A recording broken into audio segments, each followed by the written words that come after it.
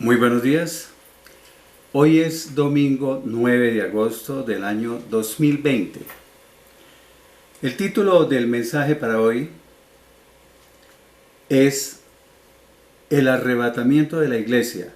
Y de una vez vamos diciendo, este es un tema bastante controvertido, que se presta para debates, para polémicas, incluso para peleas en las redes sociales. He visto cómo cristianos se agreden verbalmente, se dicen cosas ofensivas, se tratan muy mal discutiendo sobre estos temas.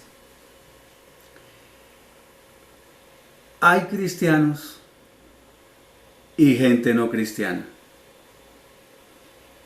pero principalmente cristianos que dicen que esta doctrina no existe y van más allá. Dicen que la palabra arrebatamiento no existe en la Biblia, no se encuentra en la Biblia. Y la mayoría de no creyentes en esta doctrina, en esta enseñanza del arrebatamiento de la iglesia, siempre mencionan a John Nelson Darby, se escribe Darby, John Nelson Darby, lo mencionan como que él fue el que se inventó esta doctrina del arrebatamiento. Entonces, yo quise presentar este tema para ver lo que dice la palabra de Dios, que es lo único que nos debe importar. ¿Qué significa la palabra arrebatamiento o la doctrina del arrebatamiento? ¿En qué consiste? Simplemente es que el Señor Jesucristo va a venir por su iglesia y la va a llevar al cielo. Así en pocas palabras. O sea, Él viene por su iglesia para llevarla al cielo. Habrá otras definiciones, pero esta es la más sencilla que puedo decir. La palabra arrebatar o arrebatamiento viene del latín rapere, que significa arrebatar violentamente o levantar repentinamente. Pero la palabra arrebatamiento también se deriva de la palabra griega arpazo, con H y Z, arpazo, que significa, y de una vez aclaro, tiene muchos significados. ¿Por qué? Las palabras griegas tienen bastantes significados. No es como el español que uno dice silla y no quiere decir otra cosa. En el griego las palabras tienen muchos significados. Entonces esta palabra griega arpazo significa apoderarse de, arrebatar, llevarse o tomar por la fuerza, llevar lejos, tomar hacia afuera, transportar de un lugar a otro, arrancar de un lugar inesperadamente, en forma súbita, instantánea, involuntaria. Entonces podríamos leerlo así: seremos arrebatados, llevados o tomados por la fuerza, arrancados, llevados lejos, tomados hacia afuera, tomados para sí mismo, transportados o trasladados de un lugar a otro en forma súbita. Y la palabra arrebatamiento sí se encuentra en la Biblia, e incluso se encuentra en el Antiguo Testamento. Lo vamos a comprobar. Y vamos a ver también que algunos hombres no bíblicos, no personajes bíblicos, escribieron sobre el arrebatamiento. Comencemos por eso. Morgan Edwards, en su libro Milenio y últimas novedades, o El milenio, las novedades de los últimos días, él escribió de el rapto antes de la tribulación. O sea, fue enseñado y escrito por él. Él era un pastor bautista de Filadelfia, Morgan Edwards, y utilizó la palabra rapto. Si hay muchos que no les gusta la palabra arrebatamiento, la palabra rapto sí que la detestan. Pero no tengo la culpa que el señor Morgan Edwards mencionara el rapto antes de la tribulación. En 1744, a John Nelson Derby, que es al que le achacan que él se inventó todo eso de el arrebatamiento y del arrebatamiento antes de la tribulación y todas esas cosas. John Derby fue en 1828 que habló sobre esto. Morgan Edwards habló sobre lo mismo, pero en 1744 lo publicó. Pero más atrás, en el siglo VI, perdón. Estoy un poquito equivocado. Más atrás, Joseph Mede, se escribe así, Joseph Mede, 1586 a 1638, él escribió, y pónganle atención, por lo tanto, no es necesario que la resurrección de aquellos que durmieron en Cristo y el rapto de aquellos que queden vivos junto con ellos en los aires, la resurrección de aquellos que murieron creyendo en Cristo, y habla del rapto de aquellos que queden vivos junto con ellos en los aires. Ahí está hablando de Tesalonicenses capítulo 4 versículos 13 al 18.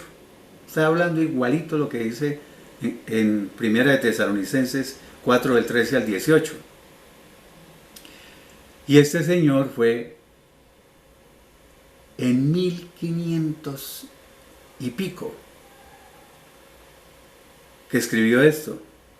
O sea, nos dice muy claramente que Joseph Mede, que fue un gran intérprete literal del siglo XVI,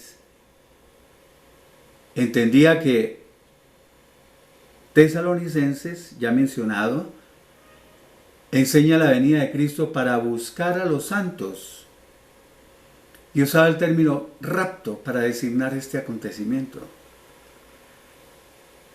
Siglo XVI, mucho antes de John Derby. Pero vámonos más atrás. Grant Jeffrey o Grant Jeffrey, G-R-A-N-T, Grant Jeffrey, J-E-F-F-R-E-I. Grant Jeffrey era un maestro de profecía bíblica. Él murió en el año 2012. Era canadiense. Maestro de profecía bíblica, escatología y arqueología bíblica. Y él descubrió una declaración en un sermón apocalíptico del siglo IV. Siglo IV, o sea que es en el año 300 y pico. Llamado el sermón acerca del fin del mundo, en el cual los cristianos ya entendían que el rapto tendría lugar antes de la tribulación. Al autor de este escrito o esta declaración apocalíptica en dicho sermón se le llama pseudo-Efrén. Pseudo es falso, ¿no? Falso Efrén. Porque existen dudas si en realidad lo escribió Efrén de Siria o Efrén de Nisibis. Se conoce de ambas maneras. Efrén, algunos también dicen Efraín. Efraín de Siria o Efraín de Nisibis, que fue un prolífico escritor de los años alrededor del 306 al 373. Por eso decíamos que el siglo IV. Algunos prefieren una fecha posterior para este sermón. O sea, dicen que no fue, digamos, escrito en ese siglo IV, sino en el siglo VI, más o menos. Sugieren una fecha entre los años 565 y 627, siglo VI. No importa el año. Lo importante es que más de 1000 años antes de John Derby ya se hablaba del arrebatamiento antes de la tribulación. Y oigan este fragmento de ese sermón. Dice: por lo tanto, ¿por qué no rechazamos toda preocupación por las acciones terrenales y nos preparamos para el encuentro con el Señor Jesucristo? O sea, ¿por qué no nos olvidamos de todo lo terrenal y nos preparamos para encontrarnos con el Señor? El Señor reúne a todos los santos y elegidos de Dios antes de la tribulación que está por venir, escribió él, y se los lleva para que sean librados de la confusión que va a abrumar al mundo a causa de sus pecados. Está hablando de que ese arrebatamiento o ese rapto es antes de la tribulación que está por venir. ¿Ya? Ellos hablan de un rapto pretribulacional, antes de la tribulación. Y se los lleva, dice. Ahí está hablando del arrebatamiento. Para que sean librados de la confusión que va a abrumar al mundo. Por eso más adelante vamos a ver textos donde dice que Dios nos va a librar de la prueba que viene para el mundo. Todo eso lo vamos a ver con los respectivos textos bíblicos. Entonces es obvio que Efrén de Siria creía en un cumplimiento literal de la profecía, incluyendo un rapto o un arrebatamiento, para que no les moleste tanto, de los santos del Nuevo Testamento antes de la tribulación. ¿Ya? Bueno, ¿con qué fin es el rapto? Es el rapto, el arrebatamiento. Voy a utilizar la palabra arrebatamiento, que es la que específicamente encontramos en la Biblia. El arrebatamiento básicamente es para proteger a su iglesia. O sea, él viene por su iglesia, la lleva al cielo, mientras aquí en la tierra van a ocurrir los 7 años de la tribulación y la gran tribulación. Bueno, así como protegió al pueblo de Israel cuando lo liberó de la esclavitud de Egipto, como protegió a Lot y a su familia cuando destruyó las ciudades de Sodoma y Gomorra, y así como Dios también protegió a Noé y a su familia cuando mandó ese diluvio universal, y a Noé lo protegió entrando en el arca. Así también va a proteger a su iglesia. Bueno, pero ahora vamos a hablar de otra cosa interesante también. Lo del arrebatamiento no se encuentra solo en el Antiguo Testamento, en el Nuevo Testamento, perdón. Se encuentra también en el Antiguo Testamento. Se encuentra como un tipo del arrebatamiento que va a ocurrir de la iglesia. ¿Qué es un tipo? Un tipo es una figura una representación o un símbolo de algo. O sea, lo que vamos a ver es un tipo, una figura, una representación o un símbolo del arrebatamiento que se encuentra en el Nuevo Testamento. Génesis 5:24. Vamos a hablar de Enoc. Dice Génesis 5:24, caminó pues Enoc con Dios. Y de pronto un día desapareció, ya no se volvió a saber de él. Porque Dios se lo llevó. Entonces puede aparecer la persona que siempre aparece y dice, ah no, pero es que no pudo desaparecer porque lo secuestraron, lo mataron, simplemente por eso. Pero es que si somos creyentes verdaderos y creemos en la palabra de Dios, el texto nos dice, ya no se volvió a saber de él, desapareció porque Dios se lo llevó. Y yo tengo que creer eso. Pero miremos Hebreos capítulo 11, versículo 5. Y espero que ustedes estén con su Biblia, ¿no? Corroborando todo lo que yo hablo. Que no le estoy echando carreta, sino que eso está escrito ahí. Entonces Hebreos capítulo 11, versículo 5 dice, por la fe, Enoc fue traspuesto o trasladado. Esa es una de las definiciones de arrebatamiento, ¿no?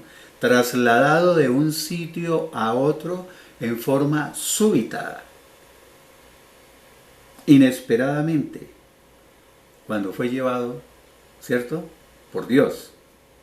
Por la fe Enoc fue traspuesto, dice, o trasladado para no ver la muerte. O sea, Enoc fue trasladado, llevado al cielo para que no conociera la muerte. Otras versiones dicen, fue sacado de este mundo sin experimentar la muerte. Fue llevado en vida para que no muriera. Eso es un tipo de arrebatamiento, del arrebatamiento. ¿Ya? Y no fue hallado, nunca más se supo de él, porque Dios lo traspuso, dice la palabra. O sea, Dios lo trasladó.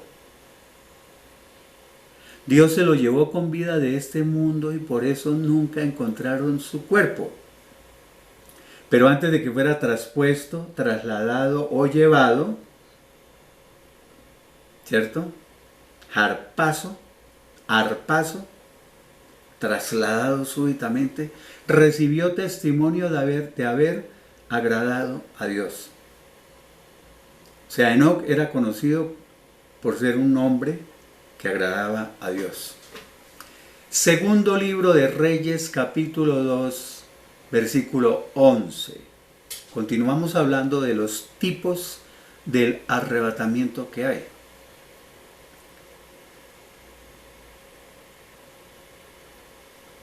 Segundo de Reyes 2:11. Y aconteció que mientras ellos iban caminando y hablando, ¿quiénes son ellos?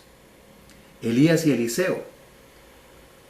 O sea, mientras ellos andaban juntos charlando, de repente apareció un carro de fuego, un carro envuelto en llamas, con caballos también de fuego, que los apartó a los dos, o sea, pasó entre los dos profetas ese carro de fuego y los separó. Y entonces Elías subió, ascendió al cielo en medio de un torbellino. Fue llevado al cielo en un remolino, dice otra versión de la Biblia. O sea, fue transportado, trasladado de un lugar a otro en forma involuntaria, en forma súbita. ¿Sí? En cuestión de segundos. Eso es arpazo. Eso es una de las definiciones de arpazo, de arrebatamiento. Pero entonces dice alguien, oiga, pero usted dijo que en el Antiguo Testamento figuraba la palabra arrebatamiento, específicamente así, literal. Ah, bueno, se le tiene.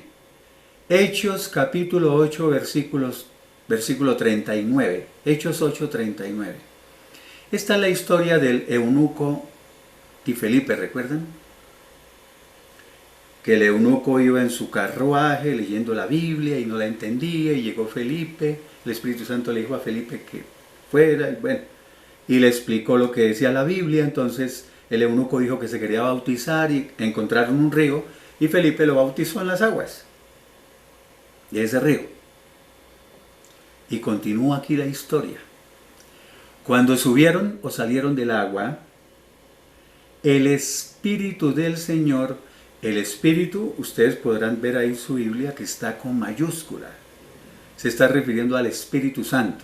Dice, el Espíritu Santo arrebató a Felipe. Miren en cualquier Biblia y dice, arrebató a Felipe. Ahí está la palabra arrebatamiento ya. Para los que dicen que no figura. O sea, el Espíritu Santo se llevó de repente a Felipe. Felipe fue trasladado en forma súbita y en cuestión de segundos, desde el desierto hasta la ciudad de Azoto, con Z. Del desierto a la ciudad de Azoto, en forma súbita, fue trasladado. Esa es una definición de harpazo, de arrebatamiento. Y el eunuco no lo vio más, o sea, nunca volvió a verlo, pero siguió gozoso su camino. Continuó su viaje lleno de alegría. Y vamos a entrar entonces en el tema propiamente dicho. Esta era apenas una introducción, digámoslo así. Juan, capítulo 14, versículos 2 y 3. Y vamos a ver que el Señor Jesucristo habló sobre el arrebatamiento. Dice, en la casa o en el hogar de mi Padre hay muchas moradas. Otras versiones dicen mansiones o lugares, aposentos, habitaciones, viviendas.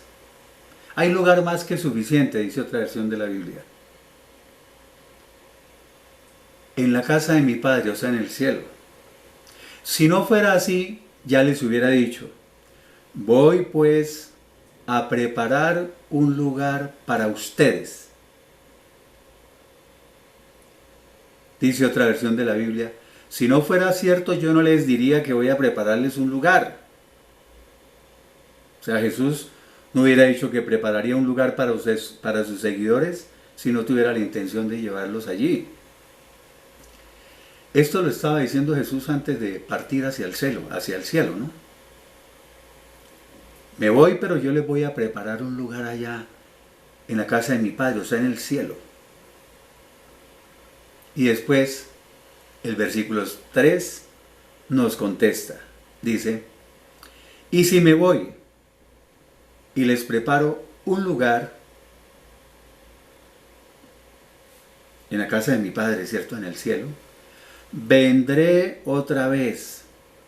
O sea, regresaré y los tomaré a mí mismo.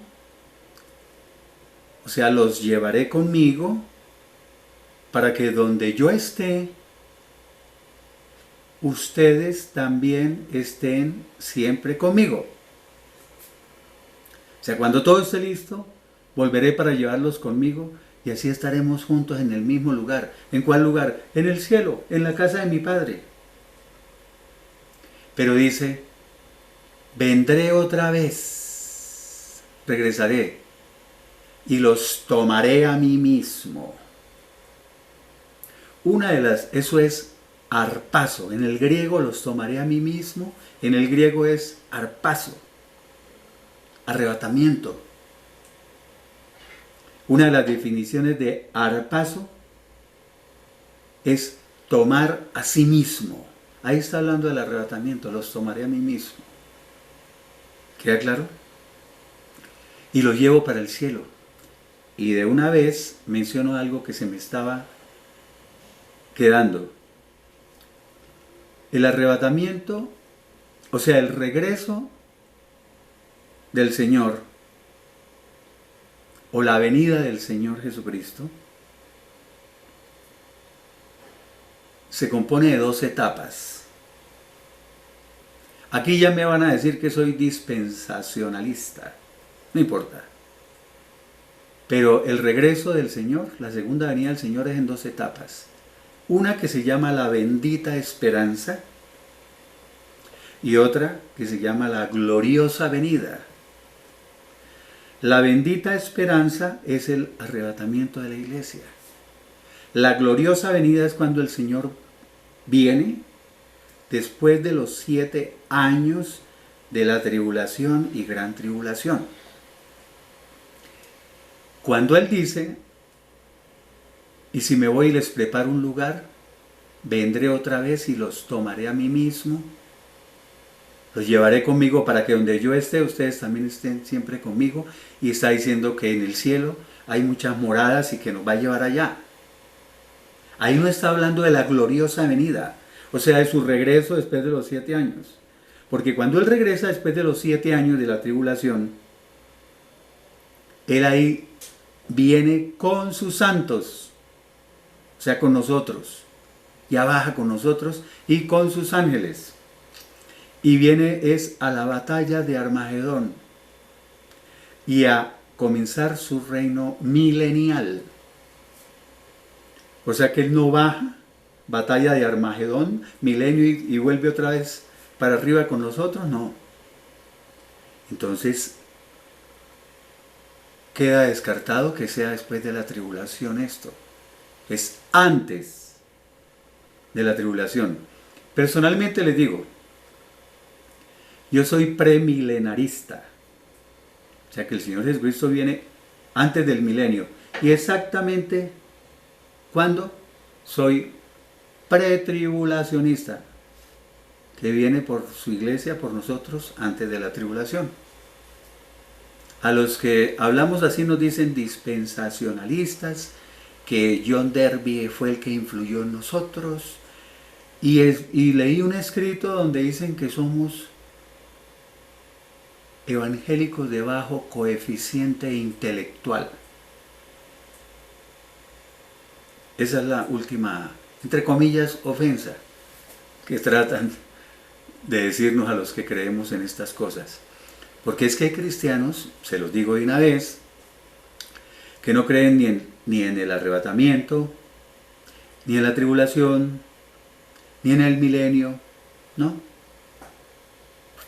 O sea, el día que yo no crea ni en estas cosas, o en estas 3 cosas específicamente, no, yo cierro la Biblia, yo prefiero cerrarla ahí. ¿Para qué me pongo a leer más? O toca gritar todo el libro de Apocalipsis, mejor dicho. Continuemos. 1 Corintios capítulo 15, versículos 20 al 23. Pero ahora Cristo ha resucitado de entre los muertos como primicias, o sea, como el primero de los que murieron, o de los que durmieron. La palabra dormir en la Biblia es morir. O sea, Él fue el primero que resucitó. Él es las primicias. Versículo 21. Porque así como la muerte entró por medio de un hombre, ya sabemos que la muerte entró por medio de Adán, también por medio de un hombre vino la resurrección de los muertos, o sea, por medio de Cristo. Versículo 22. Y así como en Adán todos mueren, sí, acuérdense que por Adán entró el pecado en el mundo y entró la muerte, ¿no? Así también en Cristo todos serán vivificados. En Cristo todos volverán a vivir, todos resucitarán. Pero cada uno en su debido orden, o sea, en el orden que le corresponda. Cristo, las primicias, o sea, en primer lugar, Cristo, la resurrección de Cristo. Luego, los que son de Cristo en su venida, o sea, cuando Él venga por su iglesia. O sea que después de las primicias de la resurrección de Cristo, que ya sabemos que ocurrió, vendrá la resurrección de los que murieron creyendo en Él. ¿Cuándo sucederá eso? Como lo dice la palabra. Los que son de Cristo resucitarán en su venida. Y en el siguiente texto que vamos a ver, vamos a confirmar que los que murieron creyendo en Cristo resucitarán cuando el Señor regrese por su iglesia, es decir, en el arrebatamiento de la iglesia. Primera de Tesalonicenses capítulo 4 versículos 13 al 18. Es muy conocido, estos versículos, este texto son muy conocidos. Siempre que alguien vaya a hablar del arrebatamiento, obligatoriamente tiene que mencionar Primera de Tesalonicenses 4, 13 al 18. Dice: tampoco queremos, hermanos, que ignoren acerca de los que duermen. De los que duermen es de los que ya han muerto, ¿cierto? Dicho en otras palabras, no queremos que ustedes se queden sin saber lo que pasará con los creyentes que ya murieron, para que no se entristezcan como esos otros o como los demás que no tienen esperanza. Si ustedes han analizado, cuando muere alguien que no tenía a Dios en su vida, y sus familiares también son ateos o no son personas creyentes en Dios, esas personas se sienten muy tristes porque para ellos ya se acabó todo. Ya esa persona no la vuelven a ver y ya ese fue el fin, ahí todo terminó. Entonces nos dice el texto que nosotros debemos saber lo que pasará con los creyentes que ya murieron. Y así no nos vamos a entristecer como esos otros que no tienen esperanza. Acuérdense que nosotros tenemos la bendita esperanza, ¿no?, que es el arrebatamiento de la iglesia. Versículo 14. Porque si creemos que Jesús murió y resucitó, aquí comenzamos despacio porque hay que hacer análisis de todo. Así también Dios traerá con Jesús a los que durmieron en Él. O sea, así también Dios traerá con Jesús a los que murieron en unión con Cristo.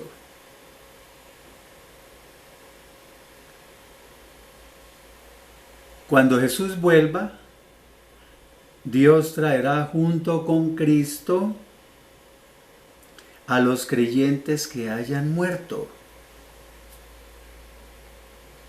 Entonces, en el arrebatamiento, el Señor Jesucristo baja del cielo, pero dice que va a traer con Él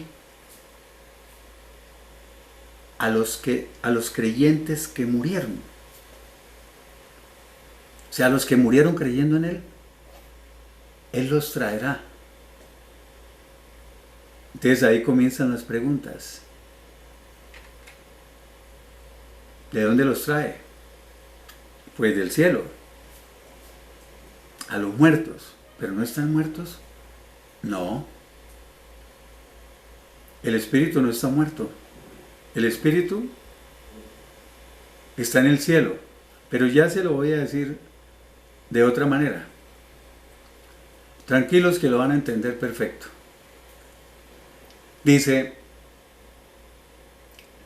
también creemos que Dios va a resucitar con Jesús, ojo, a resucitar con Jesús, a los que murieron creyendo en Él. Entonces habla de unos que vienen con Jesús, ¿cierto?, cuando Él venga por su iglesia. Y habla que también creemos que Dios va a resucitar con Jesús a los que murieron creyendo en Él? ¿Es que los que vienen con Jesús no son resucitados? No. ¿Cómo así que no? Ahora sí que no entiendo. Es que los que vienen con Jesús son los espíritus. Y para que algo resucite es porque estaba muerto, ¿cierto? Los espíritus no estaban muertos. Entonces, ¿qué es lo que resucita que estaba muerto? El cuerpo. Vamos despacio. Por eso Eclesiastés capítulo 12, versículo 7, dice que cuando el cuerpo muere, el polvo regresa a la tierra, pero el espíritu regresa a Dios. O sea, cuando una persona muere, su cuerpo queda acá. Polvo eres y en polvo te convertirás. Y ahí quedó el muerto, la parte física. Pero el espíritu regresa a Dios. Entonces, cuando Jesús viene por su iglesia, dice que Dios traerá con Jesús a los que ¿qué? A los que murieron creyendo en su Hijo. O sea, trae los espíritus de los que murieron creyendo en Cristo. Y lo que resucita es el cuerpo. Yo a veces le hago esa pregunta a la gente y muchos, créanme, la mayoría no saben qué es lo que resucita. O sea, lo que resucita es el cuerpo. Y ya vamos a ver más profundo todavía. Versículo 15. Por lo cual les decimos esto por la palabra del Señor. O sea, es una enseñanza del Señor. Que nosotros, los que vivimos, los que todavía estemos vivos y que hayamos quedado, o sea, que permanezcamos hasta la venida del Señor, los que existamos cuando el Señor regrese, o sea, supongamos que el Señor viniera ahorita. Hay unos creyentes que ya murieron, ya están muertos, ¿cierto? Pero hay unos que estamos vivos. Si Él regresara ahorita, vamos a estar vivos.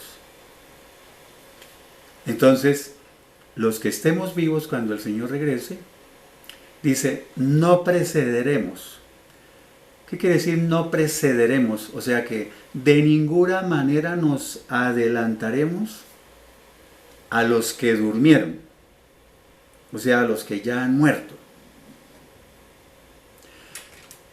No nos encontraremos con el Señor antes que los que ya murieron.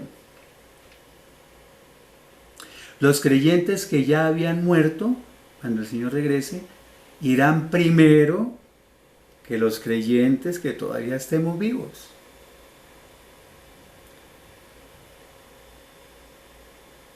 Los que aún vivamos, se lo digo con otras palabras, cuando Cristo venga, nos reuniremos con Él también, pero después de que se hayan reunido con Él los que estaban muertos.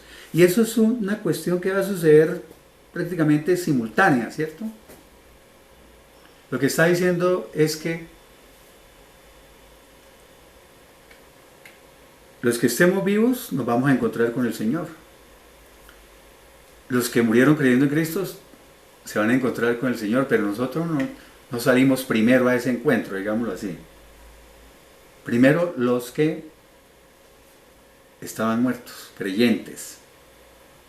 Pero es simultáneo, ahí vamos nosotros detrásito y nos vamos a reunir todos con el Señor. Aquí más adelantico lo entenderán más. Es que me gusta explicar de esa manera. Versículo 16. Porque el Señor mismo descenderá del cielo. ¿Qué quiere decir? Porque el Señor mismo, o sea, el Señor en persona, descenderá del cielo con voz de mando, con voz de arcángel y con trompeta de Dios. O sea, la trompeta que anuncia que el Señor Jesús baja del cielo. ¿Se acuerdan en la antigüedad los romanos cuando el emperador iba a salir a a la plaza, ¿sí? Tocaban trompetas para anunciar que él iba a salir. Ese es un tipo de eso. Dice, el Señor mismo descenderá del cielo y los muertos en Cristo, o sea, los que murieron creyendo en Él, resucitarán primero. Uno puede pensar, sí, ya nos acabó de decir que ellos serán primero a reunirse con el Señor y enseguida nosotros, los que estemos vivos. Pudiera interpretarse así de que van a resucitar primero que los que estemos vivos. ¿Ya? ¿Sí me entienden? Pero lo que quiere decir es, resucitarán primero, es que estos creyentes que van a resucitar en el arrebatamiento de la iglesia, hacen parte de la primera resurrección. Entonces ustedes van a leer en Apocalipsis, capítulo 20, léanse todo el capítulo 20 de Apocalipsis, es hermoso. Por ejemplo, Apocalipsis 26 dice, dichosos y santos los que tienen parte en la primera resurrección. La segunda muerte no tiene ningún poder sobre ellos, sino que serán sacerdotes de Dios y de Cristo y reinarán con Él 1000 años. O sea, hacen parte de la primera resurrección. Porque es que la primera resurrección está compuesta por 3 grupos. Solamente hay 2 resurrecciones, la primera y la segunda. La primera resurrección son 3 grupos. El primer grupo son los santos de Jerusalén. ¿Se acuerdan? Pero lo pueden buscar en Mateo capítulo 27, versículos 52 y 53. El otro grupo son los santos del arrebatamiento, que resucitan, que es lo que estamos leyendo. Y el tercer grupo son los mártires de la tribulación. Los mártires de la tribulación, que ustedes pueden encontrarlo en Apocalipsis capítulo 20, versículo 4. Apocalipsis 24. Y entonces, ¿qué es la segunda resurrección? La segunda resurrección son los que no van a resucitar cuando el Señor Jesucristo venga por su iglesia. Ni van a estar dentro de los mártires de la tribulación que les acabo de mencionar, de Apocalipsis 24. O sea, los de la segunda resurrección siguen muertos. ¿Hasta cuándo? Hasta después del milenio. O sea, los que hacen parte de la segunda resurrección son los que van para la condenación. Los de la primera resurrección, que acabamos de mencionar 3 grupos, por eso dice dichosos, bienaventurados y santos, los que tienen parte en la primera resurrección. Los de la segunda resurrección van es para condenación, no resucitan sino hasta después del milenio y van para juicio. El juicio del gran trono blanco. Allá son juzgados, condenados, son lanzados al lago que arde con fuego y azufre y van a sufrir lo que se llama la segunda muerte, que es la separación de Dios eternamente, o sea, la muerte espiritual eterna. Esa es la segunda muerte. Esto es muy lindo. Sigamos. Entonces dice, y los muertos en Cristo resucitarán primero. Sigue el versículo 17. Luego nosotros, los que vivamos, los que aún sigamos vivos, los que hayamos quedado, dice la palabra, los que permanezcamos hasta su regreso, seremos arrebatados juntamente con ellos, o sea, con los muertos que resucitan, los creyentes que resucitan.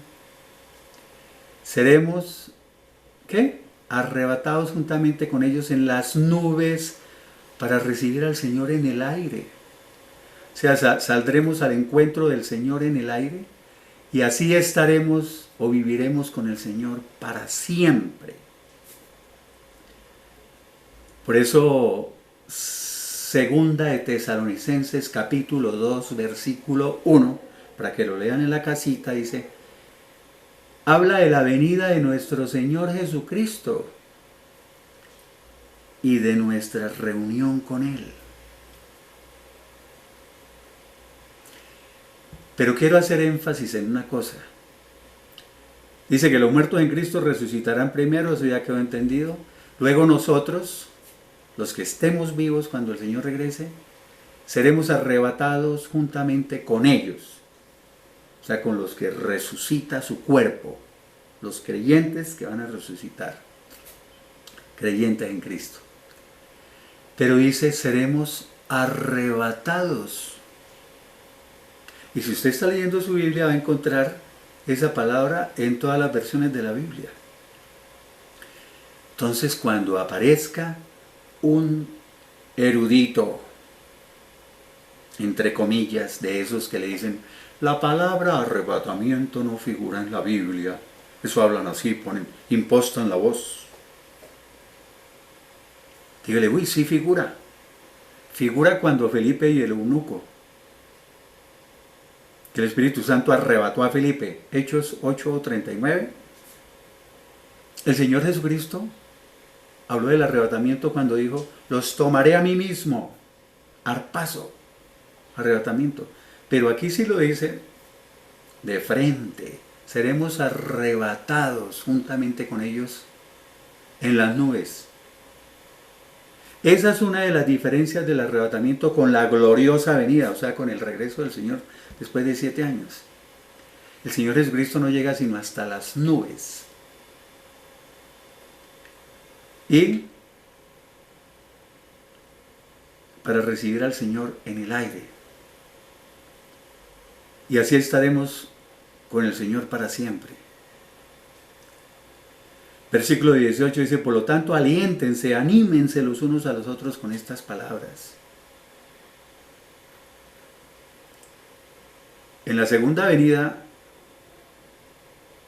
en la gloriosa venida, cuando el Señor viene después de los 7 años de la tribulación, nosotros no salimos al encuentro del Señor en el aire. Ahí no habla por ninguna parte de eso. No, él dice que viene con sus santos y sus ángeles y viene a la batalla de Armagedón a comenzar el reino milenial. Bueno, pero para el que todavía tiene otra cosa. Los cuerpos que resucitan, ¿cómo son? Son cuerpos transformados. Lo mismo que los cuerpos de los que estemos vivos y que somos llevados juntamente con ellos para encontrarnos con el Señor en el aire. Los cuerpos tienen que ser transformados. No nos vamos a ir con este pedazo de cuerpo. Y entonces aquí nos empieza a aclarar más. 1 Corintios capítulo 15, versículos 50 y 53. Pero esto les digo, hermanos, que la carne y la sangre, o sea, nuestro cuerpo mortal de carne y hueso, nuestros cuerpos físicos no pueden heredar el reino de Dios.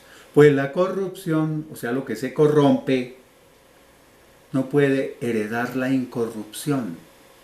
O sea, lo incorruptible, este cuerpo mortal que se corrompe, se pudre, no puede tener parte, no puede heredar lo incorruptible. O sea, lo que nunca se pudre, lo que durará para siempre, lo eterno, lo celestial. Usted no puede ir al cielo con un cuerpo podrido, digámoslo así, para que quede más claro. Versículo 51. He aquí les digo o les revelo un misterio. ¿Qué es un misterio?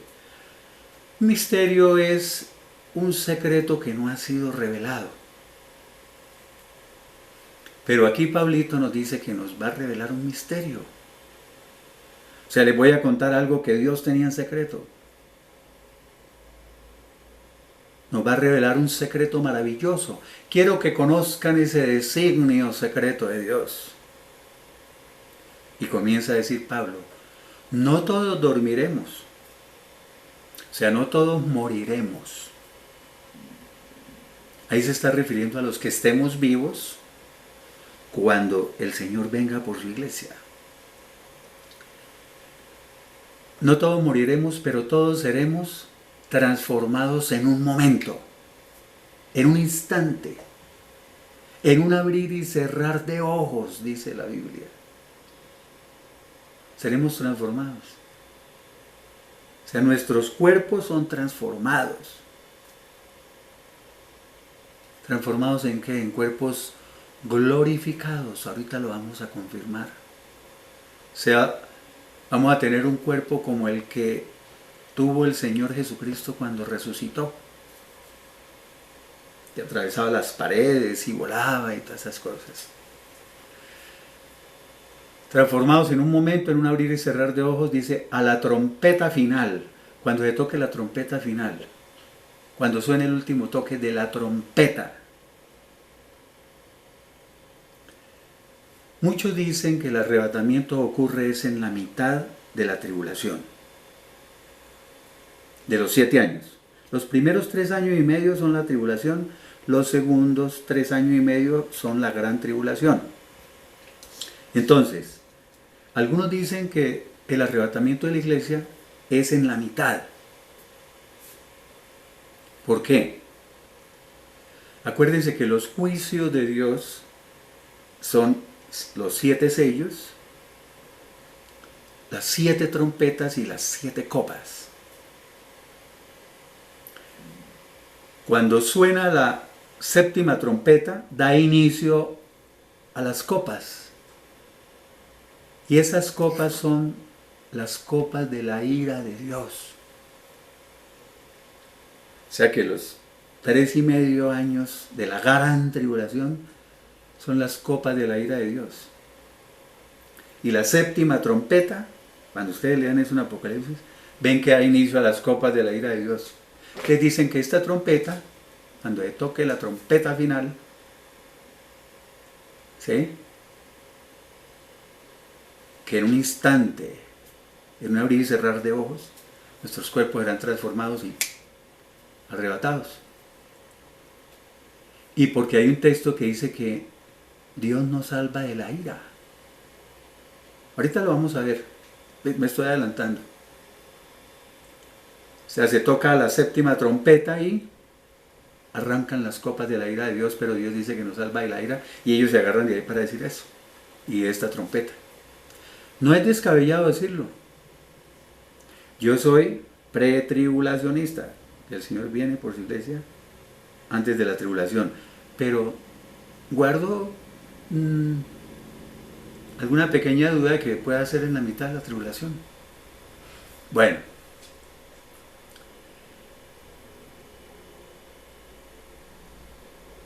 Dice, porque se tocará o sonará la trompeta y los muertos serán resucitados incorruptibles, lo que yo les estaba diciendo.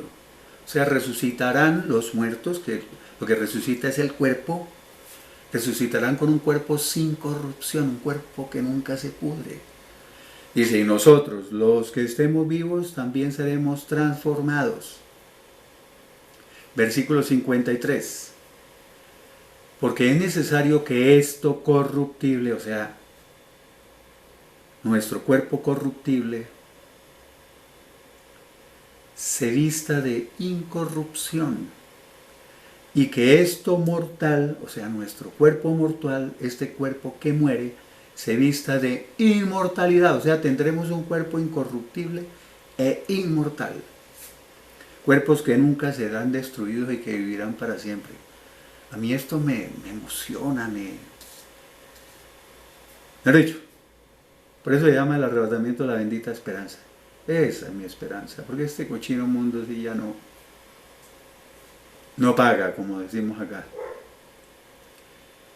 Filipenses capítulo 3, versículos 20 y 21 nos va a seguir confirmando. Porque nuestra ciudadanía está en los cielos. Nosotros somos ciudadanos del cielo. De donde también esperamos o anhelamos recibir al Salvador, al Señor Jesucristo. Y pónganle cuidado al versículo 21 de este Filipenses 3. Confirma lo que he dicho varias veces. Lo que dice la palabra, no lo que yo digo. Él transformará nuestro cuerpo de humillación, o sea, cambiará nuestro cuerpo miserable, nuestro frágil cuerpo mortal, nuestro cuerpo inmundo, dicen otras versiones, para que sea semejante a su cuerpo de gloria. O sea, Él transformará nuestro cuerpo para que sea como su propio cuerpo glorioso cuando resucitó. Y lo hará mediante el poder con el cual puede sujetar o someter a sí mismo todas las cosas. Se valdrá del poder que tiene con el que sujeta, somete, domina o controla todo el universo. ¿Cómo les parece tener nosotros el cuerpo que tuvo Cristo?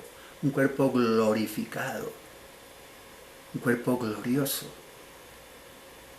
atravesando paredes, volando. Y por eso primera de Juan capítulo 3 versículo 2, voy a leer estos 3 textos rápido. Dice: amados, queridos hermanos, ahora somos hijos de Dios, pero todavía no se ha manifestado lo que habremos de ser.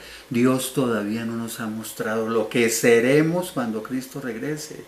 Pero sí sabemos que cuando Él se manifieste, cuando Él regrese, seremos semejantes a Él porque lo veremos tal como Él es. ¿No les parece hermoso eso? Seremos semejantes a Él. Por favor, lean la Biblia. No se dejen echar carreta de la gente que viene a tratar de trastornar la fe de muchos. Que eso abundan.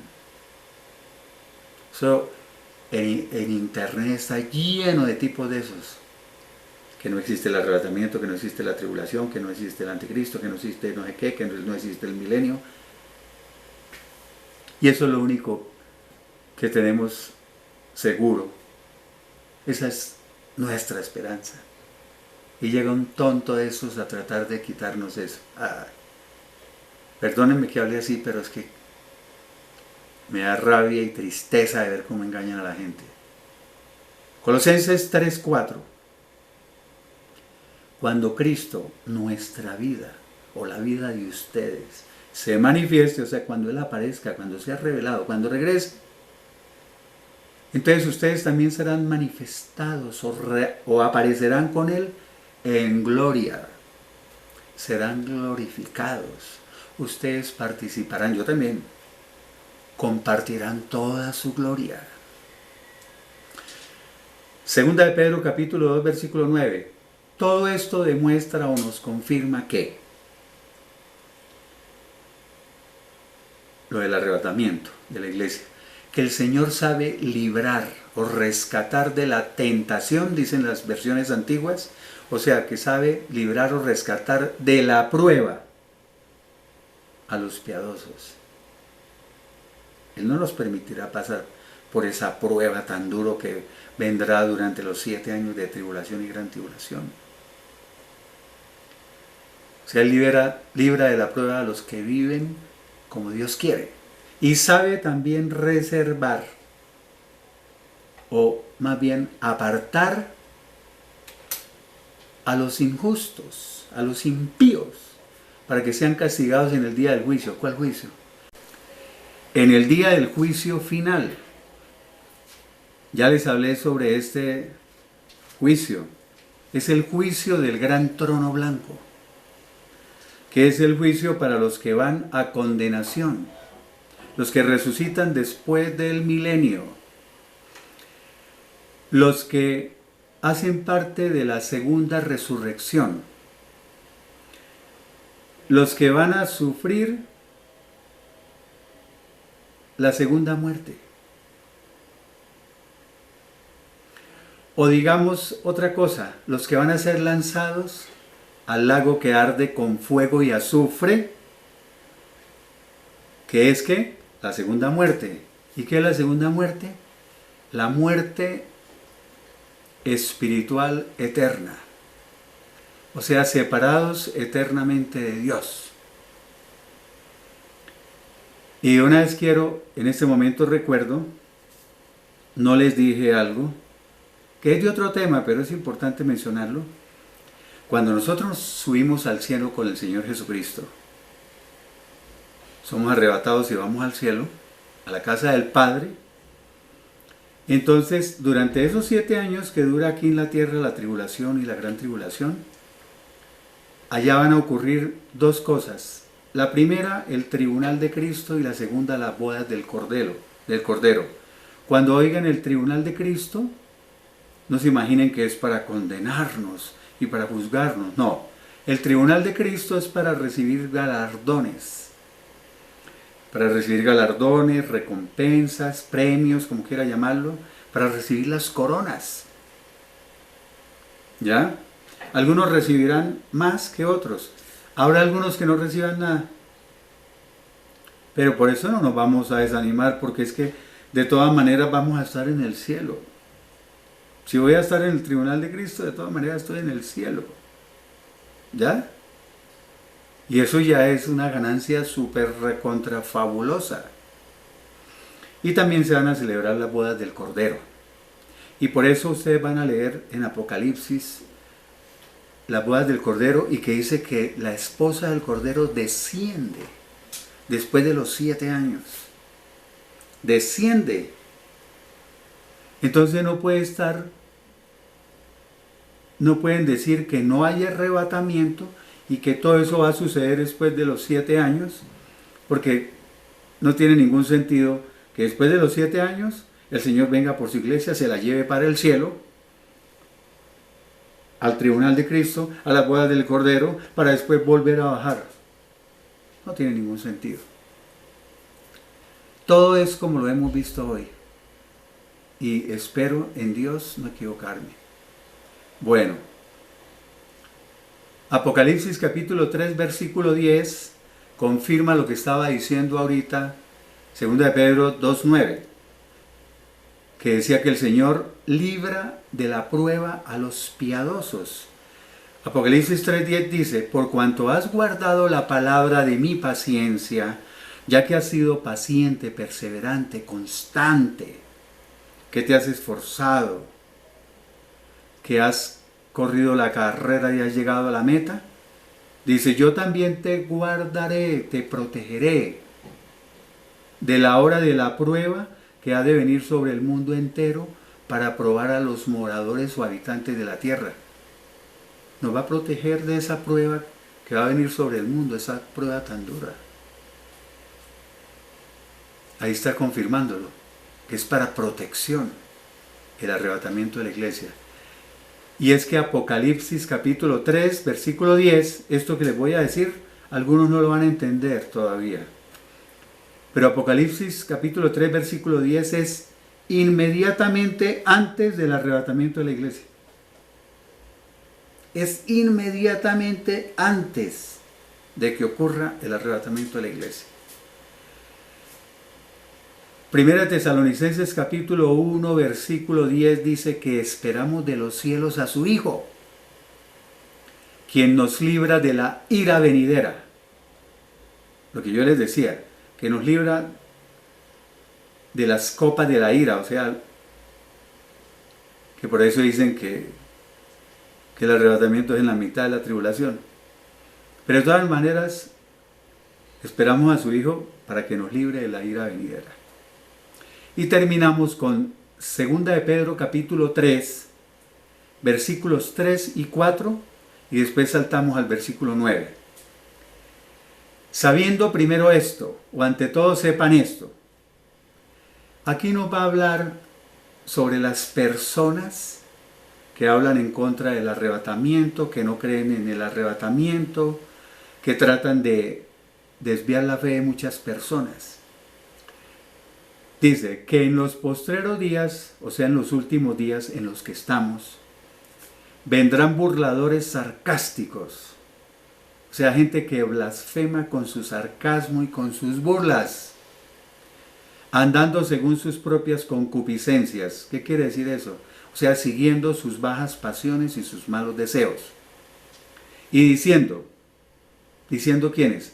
Estos burladores sarcásticos. ¿Dónde está la promesa de su advenimiento? O sea, ¿qué pasó con la promesa de su venida? ¿Qué pasó con la promesa de que Cristo iba a regresar? Porque desde el día en que nuestros padres durmieron, o sea, murieron, todas las cosas permanecen así como estaban desde el principio de la creación. Todas las cosas continúan tal y como eran desde que el mundo fue creado. Todas las cosas siguen igual, nada ha cambiado. ¿Se han escuchado personas así? Ay, yo me acuerdo que desde que estaba niño, yo he escuchado eso de que Cristo va a regresar y nada que regresa. Y he escuchado, lo más triste es predicadores que no creen en el arrebatamiento de la iglesia, pastores que no creen en eso, ni en el milenio, ni en nada, y predicadores y pastores burlándose. Hay videos en YouTube de un gran predicador muy conocido en el mundo, donde se burla descaradamente del arrebatamiento, diciendo que desde niño escuchaba el arrebatamiento de la iglesia y que ahí está esperándolo, pero burlándose, lo dijo. Versículo 9. El Señor no retarda su promesa, como algunos la tienen por tardanza. No es que se tarde, no es que sea lento para cumplir su promesa, como algunos piensan o suponen, sino que es paciente con nosotros porque no quiere que ninguno perezca, sino que todos procedan, o sea, vengan al arrepentimiento. Quiero que escuchen bien esto, sino que es paciente con nosotros porque no quiere que ninguno perezca, sino que todos vengan al arrepentimiento. O sea, el Señor nos tiene paciencia y no quiere que nadie se pierda, sino que todos se conviertan a Él, que todos tengan la oportunidad de arrepentirse, que todos cambien su vida y dejen de pecar. Esto sirve para los calvinistas. Y averigüen por qué sirve para los calvinistas. Está diciendo que todos tienen derecho de arrepentirse. Todos pueden convertirse a Cristo.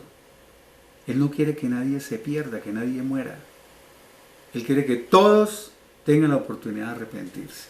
Por eso digo que sirve para los calvinistas. Y aquí termina mi mensaje hoy.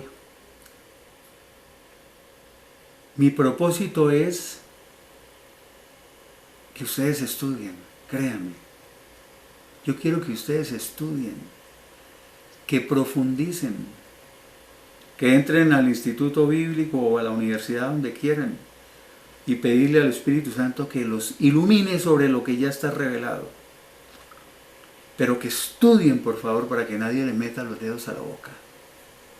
Esto está en la palabra y eso es lo que vale. Y deseo que por medio de este mensaje yo logre llegar, así sea, a un alma. Una sola alma. Que este mensaje le llegue al corazón, con eso me voy por bien servido. Nos veremos, si Dios lo permite, si Dios quiere, Dios mediante, en un próximo mensaje dentro de unos días. Que Dios los bendiga.